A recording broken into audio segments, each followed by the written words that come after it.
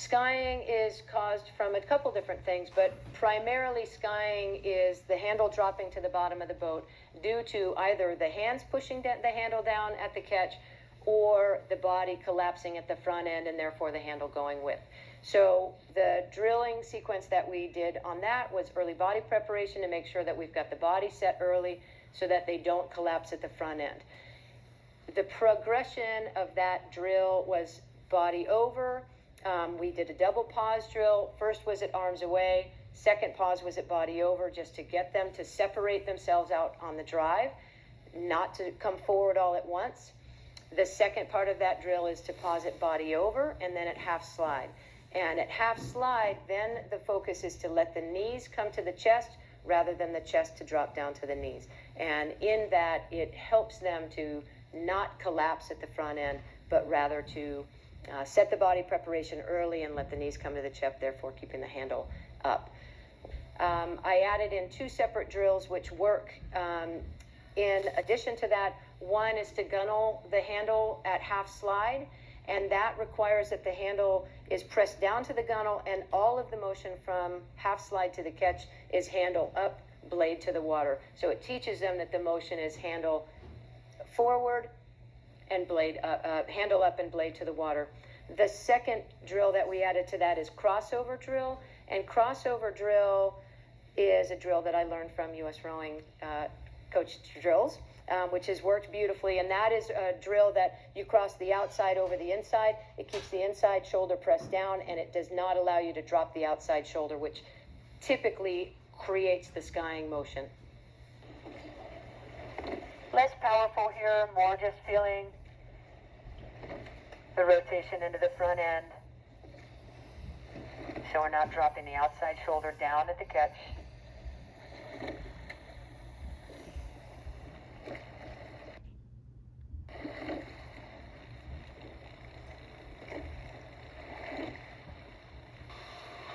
One of the common problems that you see at the catch end is skying.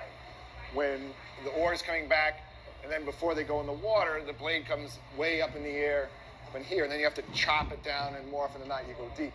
That comes, I think, from one of two different things. First, not having your shoulders properly set, so when you come up to the catch, actually dropping the shoulder down, and when the outside shoulder comes down, then the blade comes way up in the air. And the only way you can put the blade in the water then is to lift with your body, and in so doing, you're going to dig down and go deep.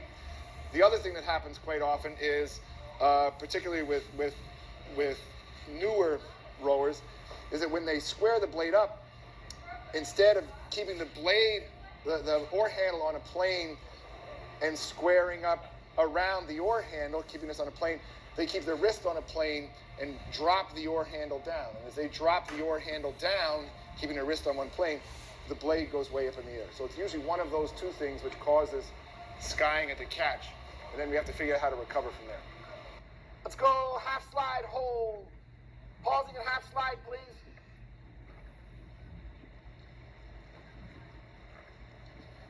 Work on not changing the body angle after the pause. Working on sitting nice and tall after the pause. You can look at 6 in the near boat, Willie.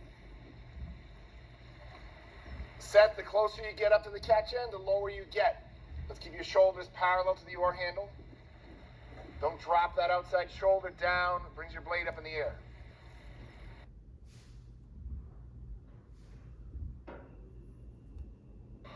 I try to get my athletes to envision the bow of a boat at the catch end. So if they come out, and if they were to just to trace the bow of a boat on a dock, it would come out and it would go up and then it would come straight back. Right? So you'd have the slope of the bow, the angle of the bow coming up and then coming straight back. The opposite of that is what happens with the blade out on the water. The blade should come down closest to the water, go in, and then come straight through. When athletes miss water, a variety of reasons for missing water, but they go out usually, and then they do the exact opposite and they're pulling it in this way. So if you go straight out and then pull it in, try to catch on the drive, what the blade does then is it comes in this way, and then you pull it in and miss water here, as opposed to coming in this way, dropping it in, and then pulling straight through. I try to get them to picture. We actually look at the blades quite a bit. I'll have everyone look out at the blades. I want to get the splash on both sides of the blade. If you get splash on the entry just on the front side, you're missing water. And obviously, if you get splash just on the back side, you're backing it down, and you don't want to do that either. So you want to go in at your full reach, at your optimum reach, and picture going in and dropping it in very quickly with splash coming up on both sides of the blade. The thing I talk about is the speed at which you go into the water. I don't think you should go in hard. I don't think you should lift hard. But you also have to go in at pretty good speed, because if the boat is moving by the water's still, the boat's moving by the water. If you go in slowly, you'll end up dragging it down. If you go in slowly too, other times you just miss water and do it this way. So when you get out there, you really have to drop it in fairly quickly. So one image which I try to use to get them to think about it is if they were to put their fist through a window, that you would do it fairly quickly, but not really that hard. If you went really hard, you put your whole arm through the window, you'd probably get all cut up and everything else. And if you didn't hit it hard enough, you wouldn't break the window. So if you were going to break a window, you'd hit it with just enough speed and just enough force to break the window, but not to destroy your whole arm. The same thing is true when you put the oar in the water. You want to go in quickly and sharply, but it's not a heavy motion. It's not a strong motion. We shouldn't send tidal waves off the blade. It should be very quick, and then the oars just disappear. I think crews that row efficiently at the front end, if you're looking at them, literally, the oars are there, and then suddenly they're not there. There is no superfluous motion. There's no extra activity. There's no big waves or white water. They're very quickly, they're out, and then they're gone, and they're underwater, and they're pulling through.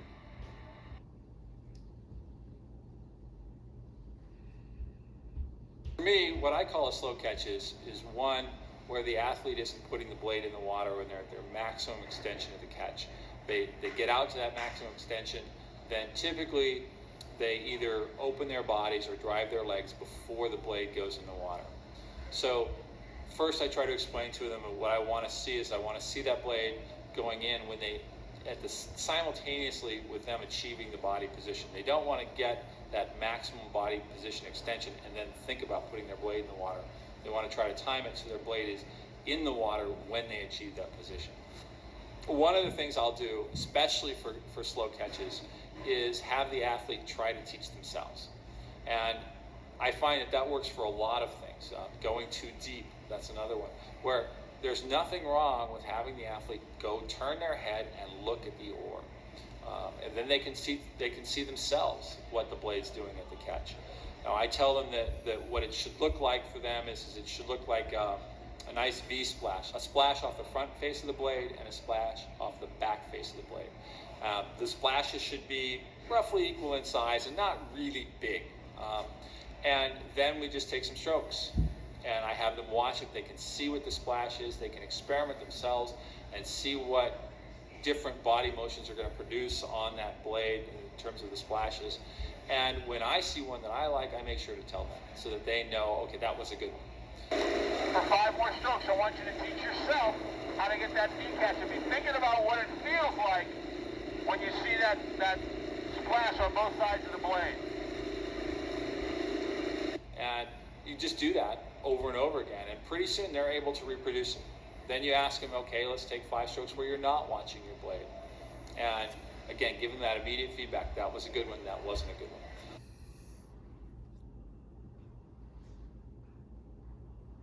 So the next common problem that we worked on was digging, and digging typically takes place when we lift our body off of the catch to either set the blade in the water or to start our drive. And so the drill sequence that we went through for that was, again, catch placement to establish body over position, and then went to the front end, and I taught the girls to keep their belly button pressed against their thigh and not lift the belly off of the thigh, but rather to keep the belly button pressed against the thigh to put the blade in the water. So we went from that drill sequence of keeping the belly button pressed against the thigh to just legs only, to make sure that they're pushing the legs down away from the belly button rather than pulling the belly button away from the thigh. That creates a horizontal stroke rather than a lifting stroke, and the lifting stroke is what's causing the digging. Just pushing the legs away from the belly here.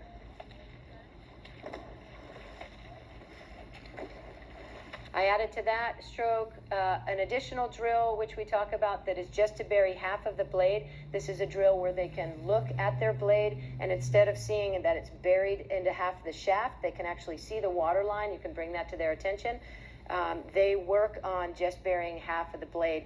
They want to see half of the, whatever your color blade is, they want to see half of that color out. And typically, they never actually row with it halfway out. That exaggeration is enough for them to row with it just under the surface, and it creates a position for them that is much more horizontal. The handle stays lower on the drive, blade doesn't dig deep. Good, and from this half bury, let's just lock in just a little bit deeper so you feel a good pressure on the face of the blade. Still a very horizontal stroke. Think about keeping the handle low to keep the blade just under the surface. Handle low on the drive. We worked on skying and digging today. One of the reasons that happens is that we have a drop and then a lift. So we've talked about that. One of the things that you can work on, if you can be in a sweep simulated environment, and you can do it on a duck box, you can do it if you've got a gamut, you have to teach them, your athletes, how to go out into their arc. And a lot of people do that through wide grip, but wide grip drill is a great release drill to help you come around at the finish. It's a horrible catch drill because with that wide grip, you certainly can still do this, which is a horrible, we all recognize that position. So the first thing that you can do is, if you watch me and I think about just being on an erg right now, and I just think about going straight forward on a straight line as I would on an erg, and I don't think anything about my shoulder angle and how to go around my arc. If I just stay in a position like I'm on the erg, I will immediately go into a position where my inside shoulder is tight and my outside shoulder is dropped down. So as an athlete is out on the water and they're just thinking about rowing on the erg, they're going to keep rowing in a straight forward and back position. Coach is on the water saying, be longer, be longer, be longer. They're going to keep going into that position. They're going to start moving things out of the way to be even longer in that straight line position. Okay, so on the water today we did crossover drill briefly. Crossover drill, outside hand comes over, crosses over the inside. I come into the same position, even if I think about being on the erg, this crossover position immediately presses my shoulders into the right position. I don't have to try to understand what it is like to roll into my arc or come out of my arc, which always brings kids into this kind of odd position. Just go into crossover, let them just come into the same position, even if I think about I'm on the gamut, because we don't want them thinking about coming around and somehow rolling out into their arc. This inside hand end brings you into that position, inside arm extended, and my shoulders in the right position. Keep that same feel in the shoulder. And even if I feel like I'm coming straight forward, I've now learned what it feels like to press my inside shoulder down, keep my shoulder up in a natural position. So if you just have them come into their position, they'll see it's wrong. Go into crossover drill, immediately puts their shoulder in the right position. Nice extended arms. Go to regular grip, same shoulder angle. Digging is when the athlete catches, and instead of just covering the paint and just covering the blade up, they go down. You can see this from the coaching launch. You can see when they come back up, water dripping off the shaft is one thing to look for very easily. Or the other one is simply when the angle is more severe going in than the other oars on that side. This is caused usually by setting it and trying to catch very hard. So instead of trying to go in and catch lightly and quickly and sharply, people go in and slam it down and lift simply way too hard. And the other one is setting it with the body. So instead of putting it in from the shoulder joint and simply lifting like this, they go and you raise your whole body. And as you raise your whole body, there's so much more motion, so much more activity out here that the blade in turn will go very deep. Should be just a light little lift from your shoulders. After the pause, you're fully prepared, you're ready to go. You just lift from the shoulder joint, drop it in. That's a nice one, Casey. Outside shoulder up, Frankie.